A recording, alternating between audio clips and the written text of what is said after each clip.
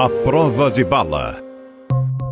Olá, sejam todos muito bem-vindos. Eu sou Carla Albuquerque e aqui junto com o Thiago Pavinato nós vamos trazer aqui para vocês o A Prova de Bala. E o assunto de hoje envolve um dos piores crimes da nossa crônica policial: estupro de vulnerável. Exatamente isso. E esse crime a gente vai trazer aqui o médico Giovanni Quintela Bezerra.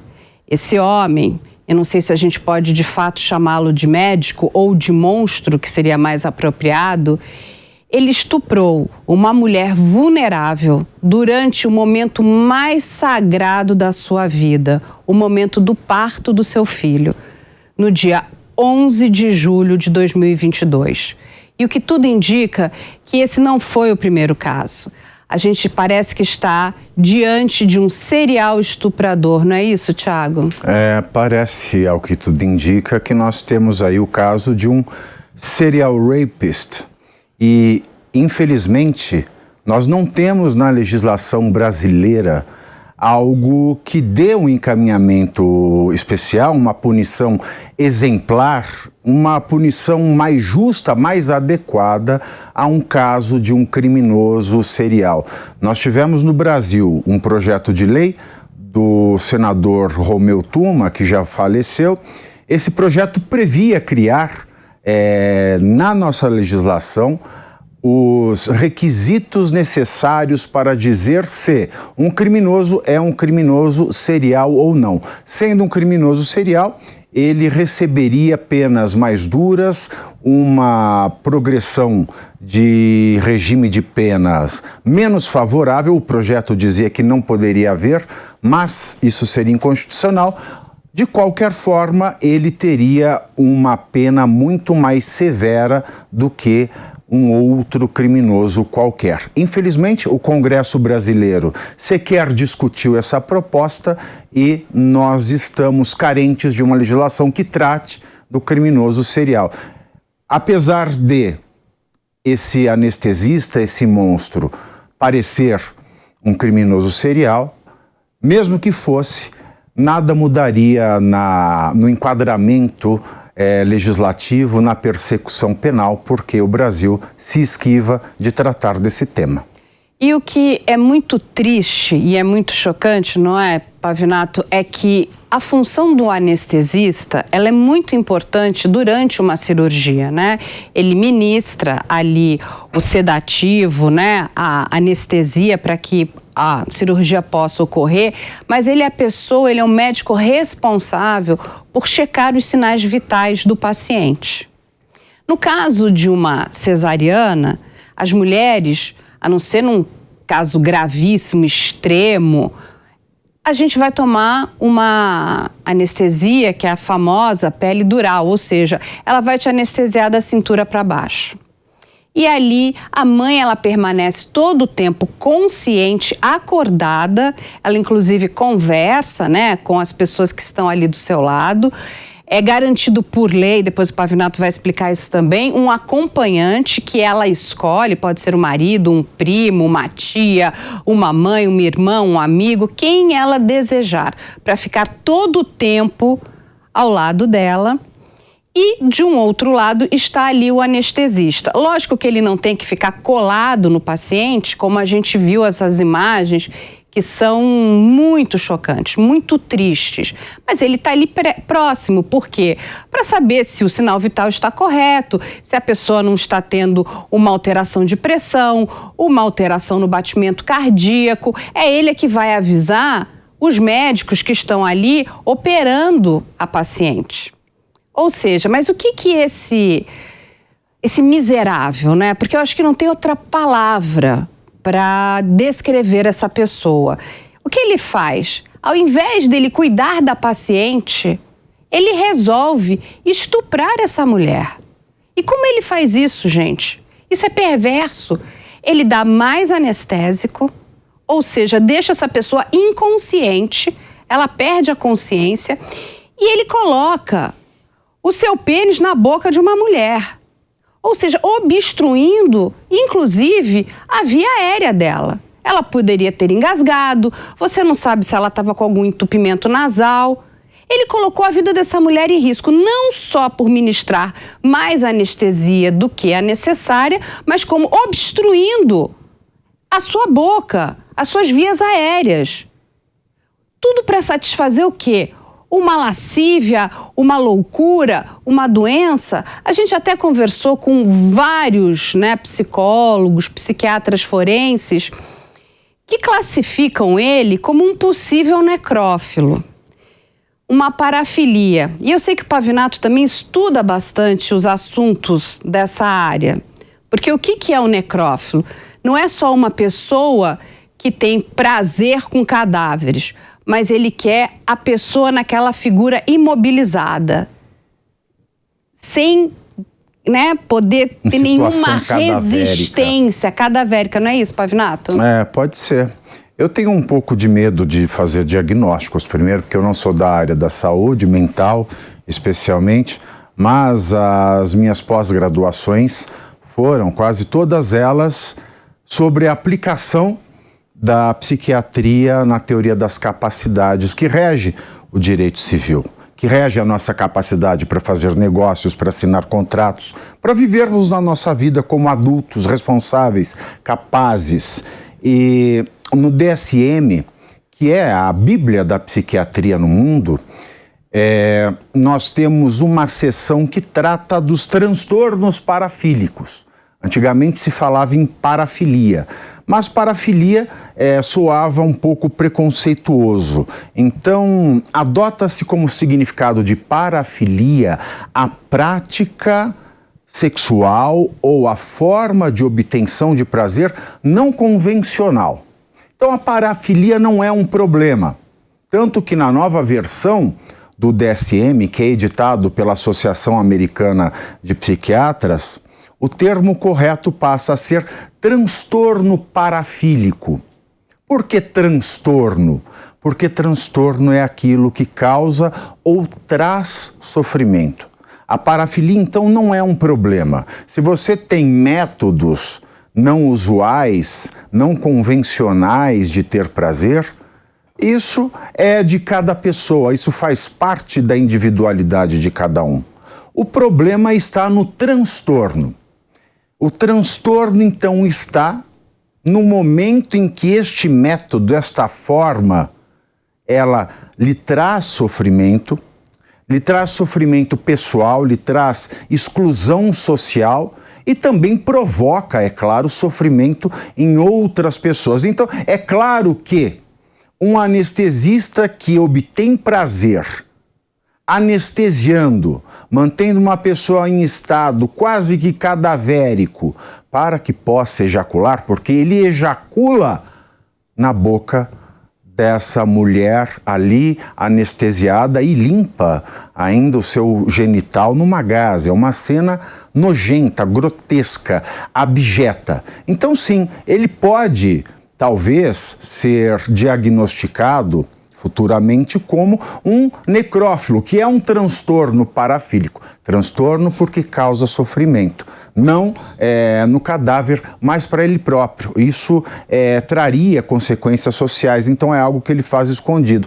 Ou também pode ser que ele nem seja um necrófilo, pode ser que o transtorno parafílico dele esteja em ter prazer sexual em situações de alto risco, porque ali ele está diante de colegas de profissão, escondido por um campo cirúrgico, achando que ninguém vai vê-lo, mas na iminência de ser pego a qualquer momento. Então isso também é uma outra forma de transtorno parafílico e o que é pior, que traz sofrimento a alguém. Esse crime, ele mexeu muito com a sociedade, não só com as mulheres, mas com os homens também, né? Porque quando a gente para pensar, todos nós nascemos de uma mulher. Não existe a possibilidade. Ainda não existe, um útero biônico que você esteja lá procriando seres humanos.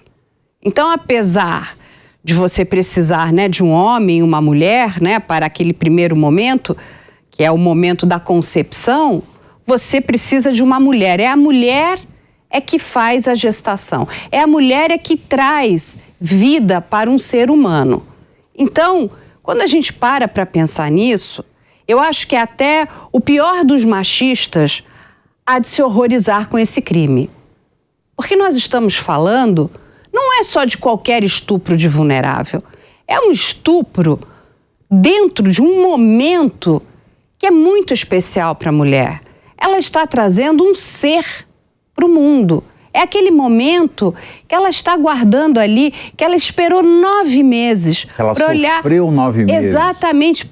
Não só sofreu, mas ela estava ali esperando, contando, feliz. Era o momento que ela ia querer ver o bebezinho, poder olhar a carinha dele, escutar o choro, falar, gente, é o primeiro choro do meu filho, que é o choro que diz o seguinte, seu filho está vivo, seu filho está bem.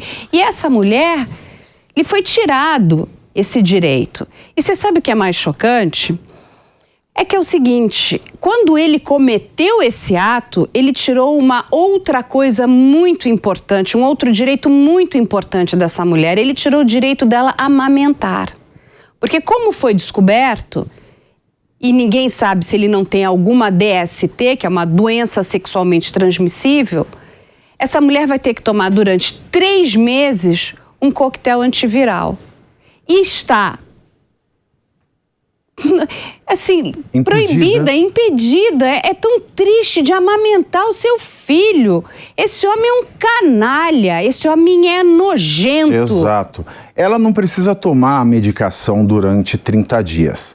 Ela tem que ficar sem contato sexual e sem fazer amamentação, sem poder oferecer ao seu filho a amamentação por 3 meses, porque o que acontece? Essa é a praxe das DSTs, em especial para o vírus HIV. Quando existe um contato sexual desprotegido, para que uma pessoa não corra o risco de contrair o HIV, ela deve começar dentro de 72 horas a contar desse contato sexual desprotegido a tomar os antirretrovirais por 28 dias. Esse é o chamado PEP, pós-expositório. Então, em toda a relação sexual desprotegida, especialmente se houve ejaculação, dentro de 72 horas, a pessoa começa a tomar esses antirretrovirais por 28 dias. Contudo, a janela imunológica do vírus HIV, ela é de 3 meses. Então, pode ser que, no primeiro momento, nos 28 dias seguintes, não apareça, não acuse nenhum sinal do HIV no exame de sangue, porque a janela imunológica é de 3 meses. Então ela toma esses remédios por 28 dias e deve esperar por 3 meses para ter certeza absoluta se ela não foi infectada pelo vírus HIV que causa a AIDS. Então, fazendo isso, sendo proibida de amamentar o seu filho, esse estuprador, que eu vou dizer depois é o pior dos tipos de estuprador, ele não só destruiu o dia mais feliz de uma mãe, ele não só destruiu o ápice de um momento de dor, dor nas costas, dor nos seios, de privação, ele não só destruiu o grande momento da vida daquela que traz um ser humano ao universo. Ele não só, sendo ele o médico que administra a medicação para que não haja dor, ele sendo anestesista, o médico que acaba com a dor no procedimento cirúrgico, foi o agente que causou uma dor que vai doer pelo resto da vida nessa mulher, como também alijou essa criança da sua primeira infância. Ele impediu que essa criança, nos 3 primeiros meses, nos meses mais importantes de contato entre mãe e filho, nos meses mais importantes para a nutrição dessa criança que vem ao mundo, ele impediu que ela receba o leite materno, que é o alimento mais importante para um recém-nascido. Ou seja, ele maculou pelo resto da vida a mãe, a criança e a relação entre a mãe e a criança. É imperdoável, é imperdoável. Mas aí eu queria voltar aqui na questão desse corpo de enfermagem, né? Antes de mais nada, eu acho que a gente precisa dar parabéns pela coragem, pela grandeza dessas pessoas, porque eles foram sensacionais. Nós conseguimos, através deles, desmascarar esse serial estuprador. Mas o que acontece? Lógico que a gente sempre vai voltar aqui para nossas redes sociais, né? Que, infelizmente, vem atacando esses enfermeiros. Com as perguntas, por que eles não pararam? O que aconteceu? Por que... Gente, vamos explicar aqui para vocês, e a gente vai até colocar imagens para que vocês entendam. Esses enfermeiros posicionaram um celular dentro de um armário que ficou fechado para gravar tudo o que acontecia ali. Foi mais ou menos o tempo de gravação se deu em 1h30. Eles, inclusive, conseguem modificar a sala. Porque a enfermeira, quando começa a desconfiar da quantidade de anestésico, e ela, inclusive, pergunta para esse médico, né? Não é muito anestésico, ele ainda debocha e fala, você também quer um pouco? Louco! E aí o que faz? Eles mudam para uma outra sala, o celular ali é posicionado e somente depois dessa cirurgia, desse parto, é que eles vão poder checar as imagens. E as imagens, gente, são muito chocantes. Porque, assim, tem toda uma equipe ali trabalhando. Atrás dele, a gente consegue enxergar um enfermeiro, né, ali que está fazendo algum prontuário médico. Tem pessoas ali passando e ele, com toda a disfarçatez, ele olha por cima de uma cabana que ele cria ali, né, para ver se ninguém está olhando para ele, mas ele, de uma forma muito, inclusive, para mim, aquilo de uma arrogância, né? Ele conclui tudo que ele tem que fazer ali, ele termina, ele se limpa, ele limpa a boca da paciente e joga uma gaze no lixo. Essa gaze, inclusive, ela é recuperada e ela hoje faz parte, né, das provas periciais, além do vídeo. O que acontece? Eles assistem esse vídeo, né? Ligam para a enfermeira-chefe, que aí começam a tomar providências. Ele parece que ele ia para uma próxima cirurgia, ele é retirado, um outro médico consegue, né, falar, olha, acho que a paciente que acabou de não estar passando muito bem, conseguem enganá-lo para que ele não desconfiasse de nada, até que a delegada, que é a doutora Bárbara Lomba, chega e, como ela mesmo disse em várias entrevistas, foram as imagens mais chocantes que ela já viu durante os 21 anos dela de profissão. Era inacreditável. E aquele homem todo, né, poderoso, arrogante, que tirava fotos, né, nas redes sociais, né, muito narcísico, né, porque as fotos são só dele. E quando ele ainda falava, vocês ainda vão ouvir falar muito de mim. Foi preso. Aí vai com aquela cara de idiota, né? Com aquela cara de tonto, sendo preso. E ela pergunta, mas vocês têm um vídeo? Aí a delegada fala, se não tivesse, você não estaria sendo preso. Aí a casa cai. Toda aquela arrogância, né? Toda aquela altivez vai embora. E sabe o que é triste, Pavinato? Porque uma das enfermeiras que vai prestar depoimento lá na delegacia da mulher, ela diz para a delegada, nós vimos, porque os médicos eles usam essa roupa que a gente chama de scrubs, né? Elas são roupas meio largas, que ele estava com o seu pênis endurecido. E quando elas notam, ele pega o capote e fecha. Ou seja, quem é a pessoa que entra num centro cirúrgico dessa forma? Isso é uma coisa, gente, bestial. Por isso não é humano, isso é uma coisa de besta, né? Uma besta. É muito revoltante. Eu sou mulher e vou te dizer uma coisa, eu tenho 2 filhas. E o parto das minhas filhas, o dia do nascimento delas, é um dos dias mais maravilhosos da minha vida. Porque é aquele filho que você desejou, que você queria muito, que você trouxe para o mundo. Eu não sei do que eu seria capaz de fazer se isso acontecesse comigo. E a nossa vulnerabilidade, porque você está ali na mão dele. Ele te aplicando sedativo, os seus braços, um braço está, né, com um soro, o outro braço está com aparelho de pressão, você está completamente imóvel. Ou seja... Você está em posição de crucificado. De crucificado. Você é um corpo, você está sendo sacrificado. É como se fosse um holocausto pessoal. Não é como se você estivesse sendo abatido na cruz de Cristo, injustiçado, sofrendo as piores dores. E quando eu digo que ele é o pior dos estupradores, é porque ele é um estuprador de vulnerável. Esse já é o pior dos estupradores. Por quê?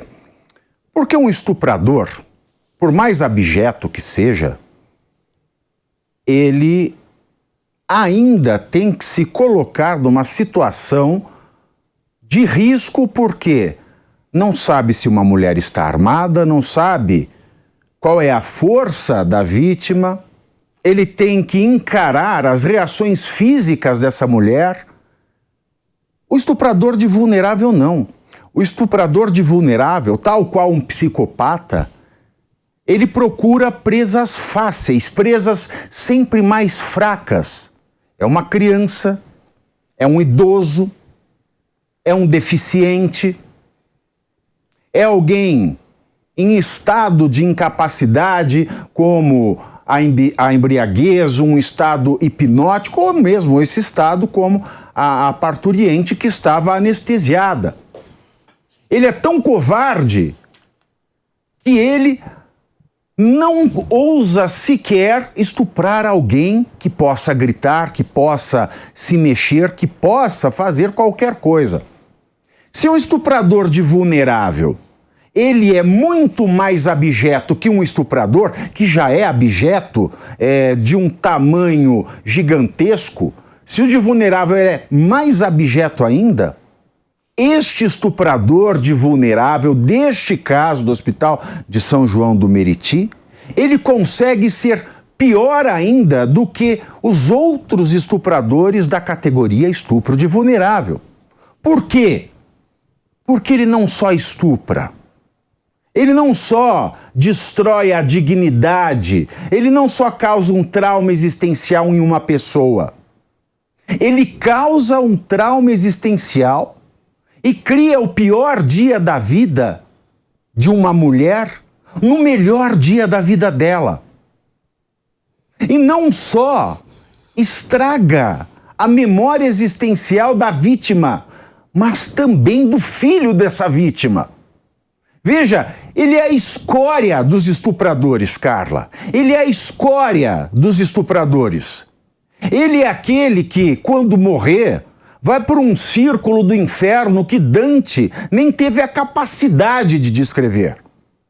Porque ele não só se esquiva de gritos e reações, ele não só cria um trauma e abusa uma presa fraca ou indefesa, mas ele faz tudo isso e ainda por cima destrói um dia feliz. E não só atinge uma pessoa, atinge duas pessoas. Ele é o pior tipo de estuprador que nós temos notícia. Infelizmente, dados mostram que no estado do Rio de Janeiro, a cada 2 semanas, uma mulher é estuprada em trabalho de parto. A cada 2 semanas, uma mulher é estuprada em trabalho de parto, e a região de São João do Meriti, onde aconteceu esse caso lamentável, abjeto, que todo o Brasil, que o mundo comentou, é a 5ª cidade no ranking de estupros no parto do Rio de Janeiro. E se um parto é maculado por estupro a cada 2 semanas, quantos outros não acontecem que nós nem sabemos, que nem vêm a ser notificados? Porque a covardia de um anestesista é tanta, Carla, ela é tamanha que, Se não houvesse o registro das enfermeiras, e é por isso que elas fizeram muito bem, e é por isso que quem critica as enfermeiras não tem o que fazer, não tem o que falar, é gente de internet que gosta de reclamar, novidade zero, é gente mal-humorada, é gente que não raciocina. Porque se não fosse o vídeo delas, um anestesista, um médico, pode se valer da seguinte defesa: após a anestesia, existe um estado de experimentação de realidade em sonho. Isso poderia ser alegado em defesa. Isso poderia afastar a responsabilização criminal desse anestesista. E sem esse vídeo, nós não poderíamos sequer sonhar em saber se ele é um estuprador serial. E por fim, vale lembrar que no Brasil, dados do Ministério de Justiça e Segurança Pública, apenas 1% dos estupros relatados é resolvido. Apenas 1% dos estupradores acusados no Brasil vai para a cadeia. Portanto, esse vídeo foi essencial, e mais essencial ainda por se tratar do estuprador mais covarde da história do Brasil. Não, esses dados que o Pavinato trouxe são lamentáveis. 1%? Que é isso, gente?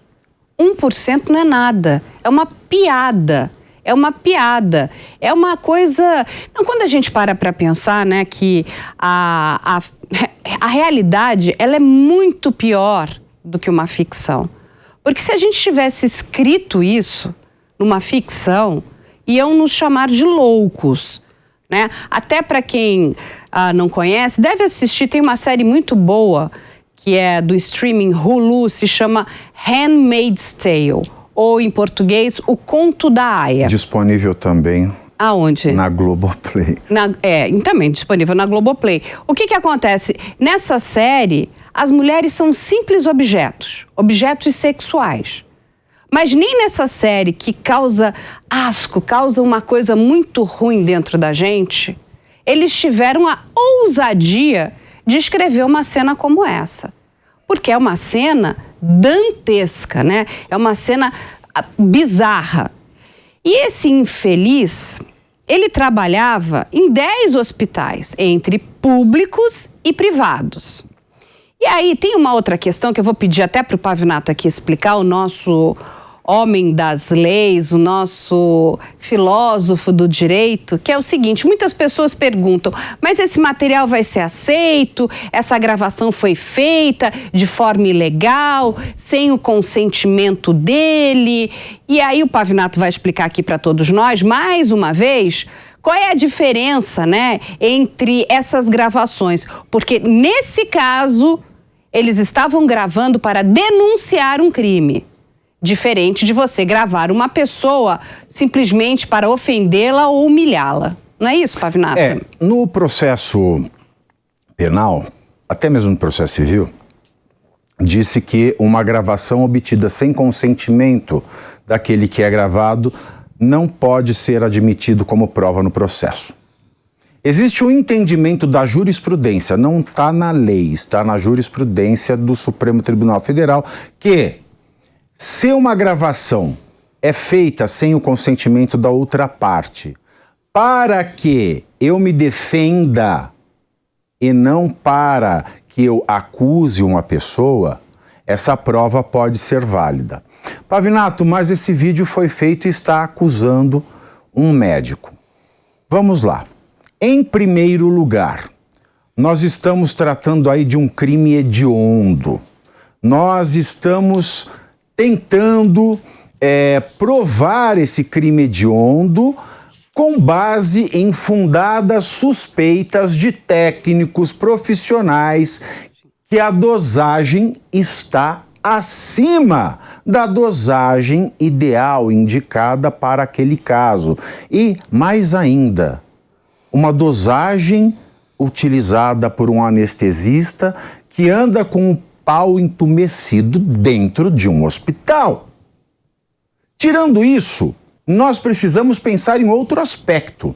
Por que é que gravações, conversas telefônicas, correspondências são protegidas pelo direito ao sigilo?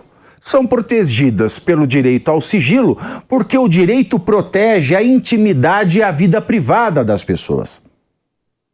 Nesse caso, num hospital, o médico não pode dizer que ele está em gozo da sua intimidade, nem pode dizer que está em gozo da sua vida privada. Ele está ali num hospital trabalhando. Aliás, existe uma lei de 2005 criou aos hospitais a obrigatoriedade da aceitação de um acompanhante para aquela que vai fazer o trabalho de parto durante todo o procedimento do parto e do pós-parto, justamente para que se evitasse esse tipo de abuso. E se uma legislação surge, é porque um problema existe, Carla. Ninguém faz uma lei se não existe um problema numa situação. Aí muita gente diz, não, essa lei é para garantir ao pai acompanhar o parto do seu filho. Balela! Essa lei foi feita com base nesse problema preocupante brasileiro. Porque a lei ela não garante ao pai a presença durante o parto e o pós-parto, ela garante um acompanhante de livre escolha da mãe. Pode ser o pai, pode ser a mãe da mãe, a irmã, pode ser um amigo, pode ser um profissional contratado para fazer companhia a ela durante a cirurgia e o pós-cirúrgico. Por quê? Porque existe algum problema. Esse caso, então, ele desrespeita várias diretrizes legais. Primeiro, esse monstro desse anestesista, este pervertido, tarado, criminoso, ele negou à vítima, a mãe que estava em trabalho de parto e que foi por ele estuprada, ele negou a ela o direito de ter um acompanhante. Ele afastou o pai da criança da sala de parto para que justamente ele pudesse se satisfazer sexualmente e perpetrar o seu crime. Vergonhoso. Vergonhoso. Tirando isso, a filmagem das enfermeiras é um ambiente hospitalar. Há a obrigatoriedade de se aceitar um acompanhante caso a mãe, a mulher que está ali em trabalho de parto, assim o deseje. Não foi respeitado.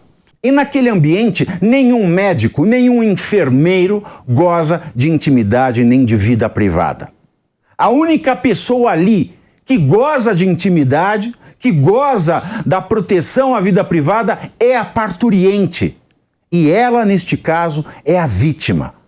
Portanto, se tem uma pessoa que precisaria autorizar uma filmagem numa sala de parto ou em qualquer sala de cirurgia, é a pessoa do paciente, nunca a pessoa do médico. Portanto, fizeram muito bem as enfermeiras. Fizeram muito bem porque não atuaram fora da lei. Porque não há nada que proíba que se filme um parto. A única coisa que poderia impedir essa filmagem seria a própria paciente. Mas essa filmagem serviu para que o seu estuprador fosse punido, fosse já recolhido em prisão e esteja agora respondendo ao crime de estupro de vulnerável. E, gente, e depois a gente dá os parabéns para essa equipe de enfermagem, para essa delegada, a doutora Bárbara Lomba, a gente aqui precisa dar os parabéns para a juíza Raquel Assad. Mulher incrível. Ela transforma a prisão desse cafajeste em prisão preventiva, ou seja, por tempo indeterminado. E eu quero aqui ler um pedaço do despacho dessa juíza porque é emocionante. Ela escreve assim: tamanha era a ousadia e intenção do custodiado de satisfazer a lascívia que praticava a conduta dentro do hospital com a presença de toda a equipe médica em meio a um procedimento cirúrgico. Portanto, sequer a presença de outros profissionais foi capaz de demover o preso da repugnante ação, que contou com a absoluta vulnerabilidade da vítima, condição sobre a qual o autor mantinha sob seu exclusivo controle, já que ministrava sedativos em doses que asseguravam a absoluta incapacidade de resistir. em um parto onde a mulher, além de anestesiada, dava à luz a seu filho, em um dos prováveis momentos mais importantes de sua vida, o custodiado, valendo-se de sua profissão, viola todos os direitos que ele tinha sobre si mesma. Portanto, o dia do nascimento de seu filho será marcado pelo trauma decorrente da brutal conduta por ele praticada, o que será recordado em todos os aniversários. Isso aqui é o despacho da juíza. Ele está preso no momento, num lugar muito apropriado para ele. Para quem não sabe, ele está preso em Bangu 8, né? Em Bangu 8, porque é uma ala ali para os presos que têm curso universitário. Quem são os coleguinhas dele, né? Dr. Jairinho, do caso Henri Borel. Nós temos ali o ex-marido da juíza Viviane, que simplesmente mata a esposa, a ex-esposa, na frente das 3 filhas, a facada, na véspera de Natal. Ou seja, é gente da melhor qualidade. Mas eu quero trazer aqui um dado para vocês, que eu e o Pavinato, a gente trabalha aí com casos criminais já há muito tempo, né? A gente apresenta um outro programa que se chama Investigação Criminal também. E eu aprendi com os policiais que tem 3 tipos de crimes que não são permitidos, vamos dizer assim, não são bem vistos dentro do sistema prisional. Um deles é estupro, o outro é agredir, né, a mãe, e um terceiro seria agredir o que eles chamam de 13. 13, no jargão da penitenciária, são pessoas loucas, ou seja, você não pode bater em 13 porque você vai estar trazendo um mau agouro para dentro da penitenciária e eles não gostam. Porque, gente, até os presos têm mãe. Os presos têm mãe. Existe, pelo menos ali dentro, existe essa preocupação. Então é o seguinte, as coisas não vão ser boas para ele lá, não. O que nós soubemos é que ele está numa cela individualizada ali. Mas aquilo ali, a gente sabe que é uma terra complicada, né? Os presos estão muito alvoroçados, os presos estão todos muito irritados. Ou seja, ele transformou a vida dele num verdadeiro inferno. Ali em Bangu ele vai ter muito problema com a rima. Mas o fato é que ele foi preso em flagrante, Carla, só para deixar essa diferença. O que é o flagrante? Qualquer pessoa pode prender alguém em flagrante. Eu, você, qualquer pessoa do povo. E quando é que isso acontece? Quando a pessoa está lá cometendo o crime, está durante o ato do crime, ou que ela acabou de cometer o crime, está lá com a arma fumegando na mão, depois dela ser perseguida logo após cometer o crime, ou quando, depois do crime, essa pessoa é encontrada com o material do crime. O que aconteceu então? Fizeram esse vídeo. Logo após, denunciaram o anestesista. Prontamente a delegada vai fazer a prisão em flagrante desse médico. Veja, é um flagrante na situação de prisão logo após o cometimento do crime. Feita essa prisão, o réu ele tem direito à audiência de custódia em 24 horas. Nessa audiência, o juiz vai determinar se ele é solto, se ele vai ficar em prisão domiciliar ou se ele vai continuar recolhido, transformando a prisão em flagrante em prisão preventiva. Que ela não é indeterminada, ela é periódica. De 6 em 6 meses deve haver a reavaliação da continuidade ou não da prisão preventiva. Antigamente não tinha prazo, hoje já tem. Então, de 6 em 6 meses, o juiz ele avalia se continuam os requisitos para sua prisão ou não. Quais requisitos são esses? O requisito número 1 é o fumus comissi delicti, ou seja, a fumaça do cometimento do direito. E ali, com o vídeo, nós temos toda a materialidade comprovada. Não temos só fumaça, nós temos a fotografia registrada em cartório do incêndio inteiro. E também o perigo da liberdade do réu. Veja, o pai tem uma clínica ginecológica. Ele trabalha em tantos outros hospitais. Não se sabe se ele é um serial estuprador. A licença dele, o registro dele como médico está suspenso, porque há necessidade de um processo disciplinar para que ele perca o registro profissional. Existe uma comoção pública. Gente quer linchar esse monstro.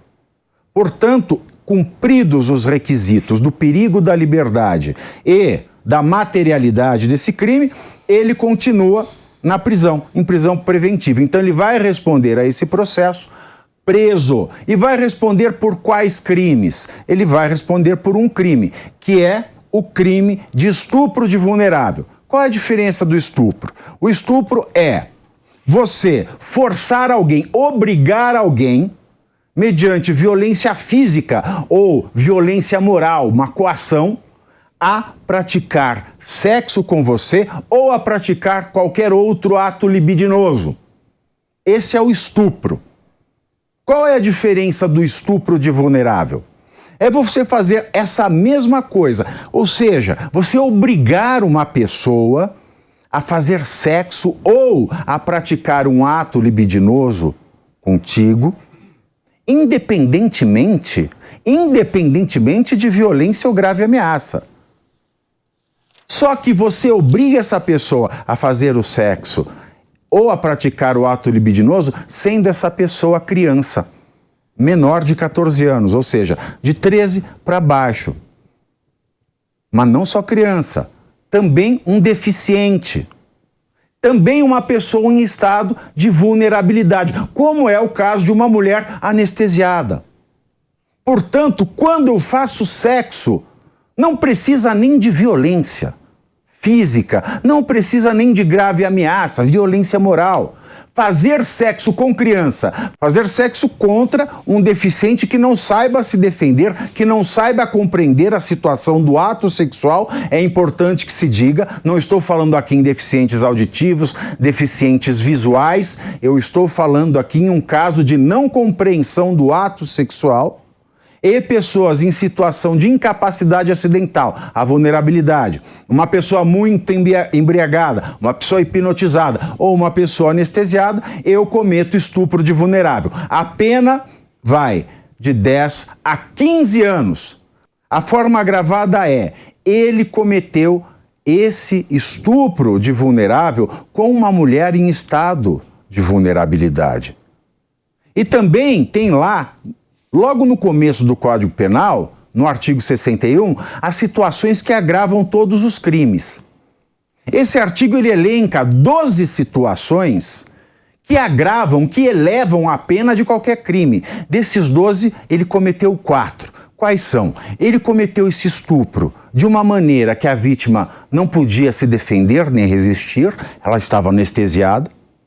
Ele realizou esse estupro de maneira cruel, porque, embora anestesiada, ela podia notar o que está acontecendo. Imagina a tortura, o desespero de alguém se ver estuprado e não poder fazer nada. Terceiro, porque ele violou um dever de profissão. E quarto, porque é um crime contra a mulher grávida. Então ele tem 4 agravantes da parte geral do Código Penal, ele tem a agravante da parte desses crimes contra a integridade sexual e é um estupro de vulnerável cuja pena máxima é de 15 anos. Logo, aplicadas as agravantes, a pena desse sujeito imundo pode chegar a 25 anos. Outros crimes, ele colocou a vida dela, a integridade dela em risco, colocando o seu genital na boca dela, ela poderia ter morrido. Ele colocou a vida dela em risco, dando uma anestesia numa dosagem muito maior. Mas essa pena ela é muito inferior à pena do estupro de vulnerável agravada. Então, pelo concurso formal de crimes, o que é isso? Uma só ação, eu cometo mais de um crime. Aplica-se, então, a pena maior. A pena dele vai para 25 anos de reclusão. E como é um crime hediondo, ele vai ter que ficar metade desse tempo antes de entrar no regime de progressão de pena. E isso a gente está falando só de uma vítima. Se for comprovado com as outras mulheres, isso aí é somado, né? Então ele pode chegar, a gente vai lembrar aqui do caso do Cada estupro é um crime. Exatamente, a gente vai lembrar aqui do caso do Roger Abdulmansi, que chegou a pegar quase 300 anos, porque eram várias vítimas, a polícia conseguiu comprovar o modus operandi daquele outro animal, né? Aquela besta selvagem. E sabe o que é pior de tudo isso? É porque ele também em nenhum momento pensa na família dele. Quer que passar umas informações para vocês. Ele tem pai e mãe e tem uma irmã. Tanto o pai como a irmã são médicos. O pai é um obstetra, parece que muito famoso, ali no Rio de Janeiro. Ele tem uma clínica já há bastante tempo na região de Vila Isabel, no qual o Giovanni é sócio do pai. Eles são sócios. A mãe do Giovanni é uma administradora de empresas. Ela é mestre, ela dá aula na universidade. Ou seja, ele acabou com a vida da família inteira. Porque quando esse crime aconteceu e tomou, né, o volume que ele tomou, esse moço, esse médico, esse Giovanni, ele alugava um apartamento ali na Avenida Lúcio Costa, no Rio de Janeiro, né? À beira-mar, dá de frente para o mar ali na Barra da Tijuca. O dono do apartamento, muito desesperado, pede para que as pessoas vão lá, os familiares retirarem os pertences, com medo de ter uma invasão, de que acontecesse alguma coisa, porque a população começa a ficar, né, comovida e com muita raiva. E eu vou te dizer uma coisa, eu entendo essa comoção popular, porque realmente é de embrulhar o estômago, é de doer a alma. Os pais estão indo buscar os pertences entre 6 e 7 horas da manhã.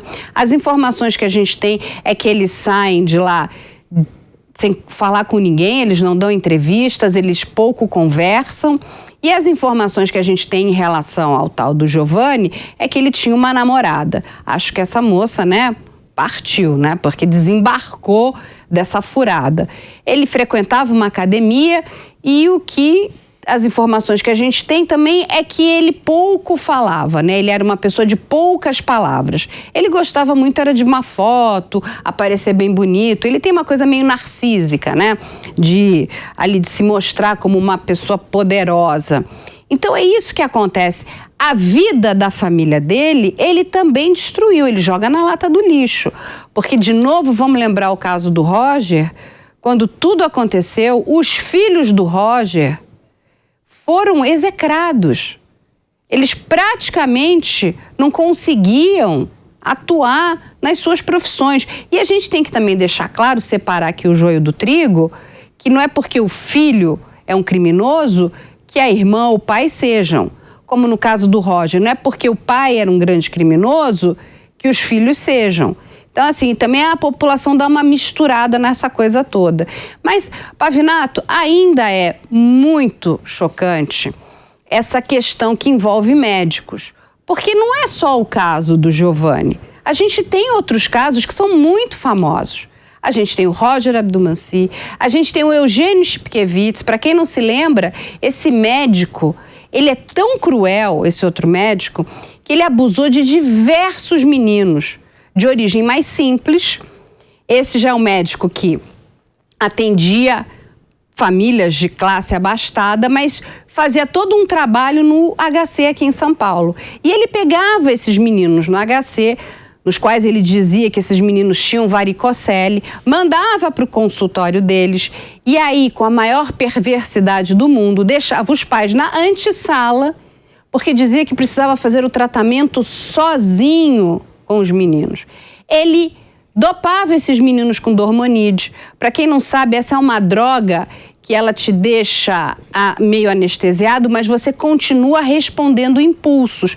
Então, a pessoa dá uma ordem e o paciente obedece ao impulso. E fez verdadeiros absurdos com esses meninos. Filmou, assim, as cenas são grotescas, todos menores de idade. Esse médico está preso, mas está em vias de sair. Um monstro. Tem correção? Na penitenciária ele tá bonzinho, lá não tem criança, né? É que nem no caso do Giovanni, lá não tem mulher grávida, lá não tem mulher onde ele está. Eu quero saber como é que vai ser o comportamento. Mas a gente tem mais um, a gente tem outro caso famoso, que é o Farah, Jorge Farah, né? Um médico que fazia cirurgia plástica, sem ter permissão para isso. Mas o que ele pegava? De novo, pessoas muito vulneráveis. Ele fazia cirurgia plástica em pessoas de baixa renda. Só que como ele não sabia fazer, ele deixava gás e restos dentro da barriga. Aí essas mulheres iam necrosando, até que teve uma determinada mulher desesperada que pedia, olha, eu tô morrendo de dor, a minha barriga está necrosando, coisas horríveis estão acontecendo comigo. O que ele faz? Ele mata essa mulher viva, gente. Ele só dá um anestésico. As cenas de luminol no consultório dele provam a quantidade de sangue espalhado pelo consultório inteiro, que ele limpa depois. E isso comprova que ela estava viva, que o coração estava batendo. Porque se ela estivesse morta, você não tinha aquele bombeamento de sangue. São médicos. São médicos. Eu não entendo. É um absurdo. A pessoa vai fazer lá o juramento de Hipócrates, que é um juramento de salvar vida. Todo médico faz isso. E ao invés de estar salvando vidas, eles estão fazendo o quê? Abusando de crianças, abusando de mulheres, brincando de Dr. Jekyll e Mr. Hyde, fazendo verdadeiras bizarrices, como era o caso do Farah, Jorge Farah, que é praticamente quase que a ilha do Dr. Moreau. Quem não assistiu esse filme, assista. Eram experimentos científicos. Assim, é um horror. Aonde nós chegamos? E sabe o que acontece? Nós vamos mostrar aqui para vocês uma imagem que é de 2017, que são todos estudantes de medicina da Universidade do Espírito Santo. Esses homens estão de calças arreadas, fazendo o símbolo da genitália. Gente, isso não é feminina. Isso não é engraçado. Isso é muito triste. Isso é muito perverso. Porque as pessoas precisam lembrar, cada um de nós tem uma mãe. Muitos têm irmãs. Muitos terão filhas. Muitos têm muitas boas amigas. O que vocês estão fazendo? O que está acontecendo com a sociedade, Pavinato? É a estupidez elevada em que potência? A classe médica tem um inconsciente coletivo de superioridade ao restante da população. A classe médica, ela é a elite das profissões. Ela é a elite da ciência, ela é a elite das elites. Então, até muito recentemente, ser médico era como ser Deus. Ninguém ousava discordar do médico, né? Para os mais antigos, a frase "o médico disse" é quase como que uma sentença absoluta e imutável. Ainda bem que, aos poucos, a democratização da informação e também a democratização dos meios de denúncia e dos meios de proteção às mulheres, que são as mais vulneráveis, bem como as crianças, vítimas preferenciais de psicopatas, de predadores, de tarados sexuais, como o caso desses médicos, foi se desenvolvendo e cada vez mais nós podemos enxergar o médico como o ser humano que ele é, como o ser humano que eu sou, que você é. Existem seres humanos bons, existem seres humanos não tão bons e existem seres humanos que nem deveriam ser chamados de humanos, porque são verdadeiros monstros. Bom, gente, é o seguinte, a gente está terminando por hoje e se você sofreu violência, denuncie, não deixe de denunciar. Se você é mulher, procure uma delegacia especializada, uma DDM. Se na sua região não tem uma DDM, uma delegacia da mulher, procure qualquer delegacia, mas não deixe de denunciar. Nós precisamos colocar esses predadores, essas pessoas horrorosas na cadeia. Bom, Pavinato, eu agradeço pelo debate de hoje, foi um pouco caloroso, né? Um pouco quente, porque realmente é muito triste a gente estar em 2022 tendo que presenciar atitudes tão nojentas, abjetas, degradantes como essa. Bom, gente, muito obrigada. A gente volta na semana que vem com mais um A Prova de Bala.